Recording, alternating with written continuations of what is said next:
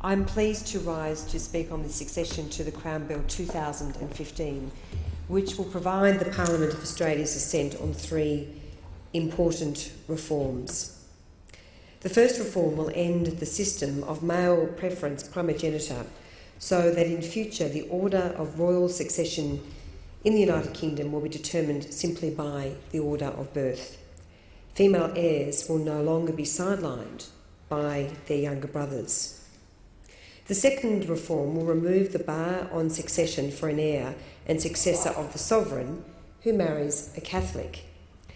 The existing restriction applies to Catholics alone and not to any other faith. The reform will apply to all existing marriages at the time the law comes into force, as well as to future marriages. The third reform is to limit the requirement that the sovereign consent to the marriage of a descendant of His late Majesty King George II to the first 6 persons in line to the Crown. Mr Deputy Speaker, the reforms were enacted by the Parliament of the United Kingdom on the 22nd of April 2013 and will come into force on the commencement of the UK legislation as soon as all 16 realms, including Australia, implement the reforms in their jurisdictions.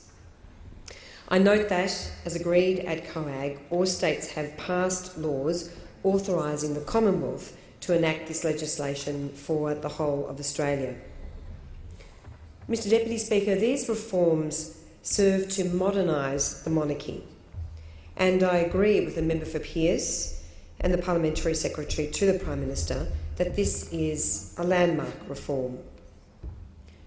Mr Deputy Speaker, I appreciate that some members today in this debate have used this opportunity to advocate for a republic and an Australian head of state.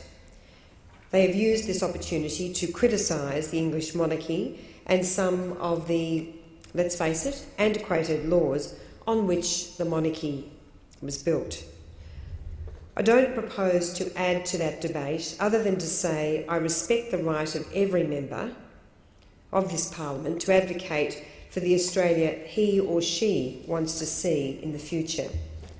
For me, I would like to see an Australian head of state one day.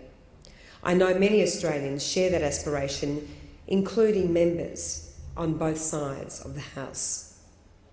But I don't consider now as the time. Under the reign of Queen Elizabeth II, I don't consider we are seeing in this country at this time the appetite to move to another referendum on this question. Queen Elizabeth has provided decades of service to all Commonwealth nations, including to Australia. She is loved and admired by many. I think because of the timing, the Leader of the Opposition has mistimed and miscalculated his campaign for the start of a campaign for an Australian Republic. In fact, on this point, it is worth noting that later this year, the 11th of September 2015, will mark the day that Queen Elizabeth II becomes the longest-serving British monarch, 63 years, exceeding the length of Queen Victoria's reign. Mr Deputy Speaker, I do have to put on record my disappointment about the very partisan contribution by the member for Canberra in this debate, including the comments that she made that these reforms will have little or no impact on our nation.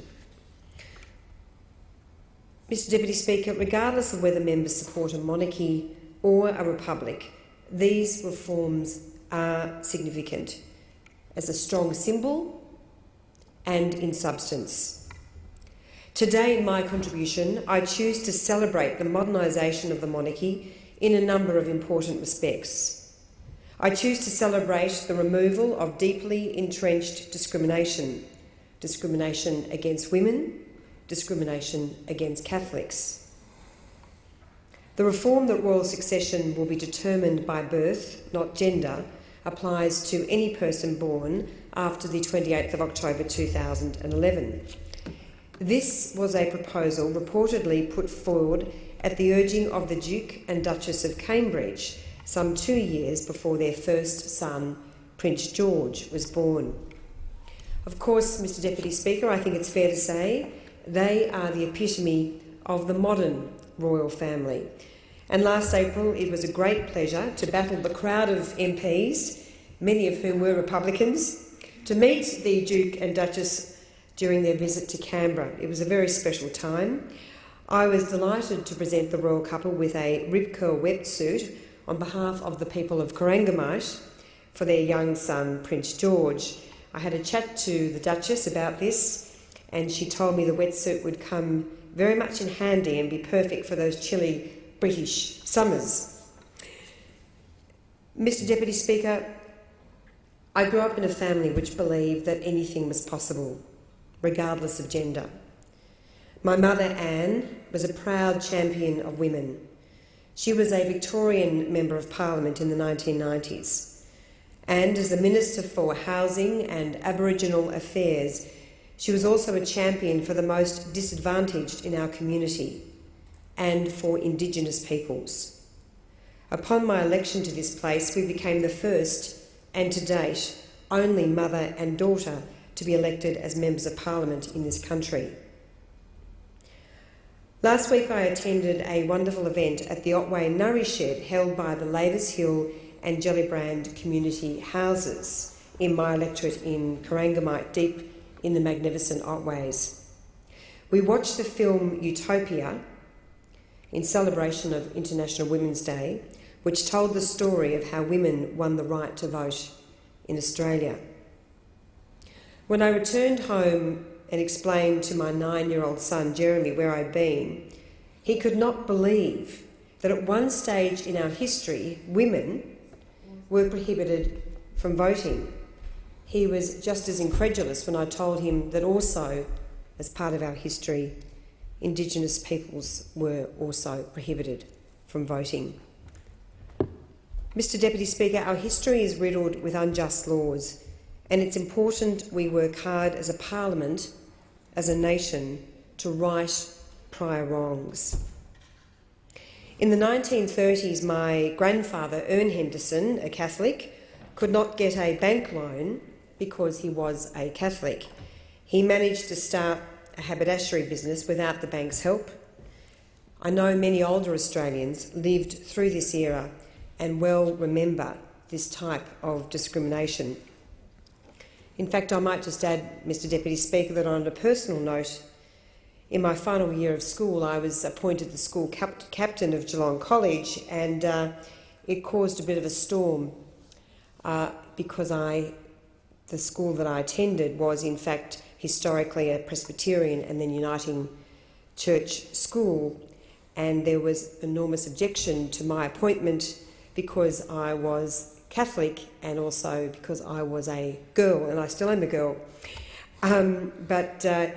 You know, this was in the 1980s at a time when you would not think that this type of open discrimination was alive and well.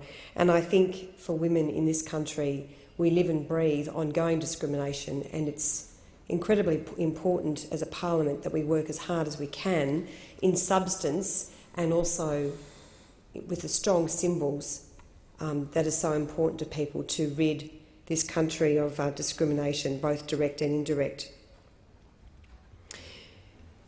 Mr. Deputy Speaker, it is significant that the bar on succession for an heir of the sovereign who marries a Catholic is being removed. I do have to note with some disapproval that Catholics continue to be barred from ascending the throne, of course, Mr. Deputy Speaker. Young Australians do not understand many of the injustices of our past. For young children like my son Jeremy, they simply don't understand the concept of discriminating on basis of gender or religion, and that is something to celebrate. For this reason alone, this bill is important. I commend this bill to the House. The question is?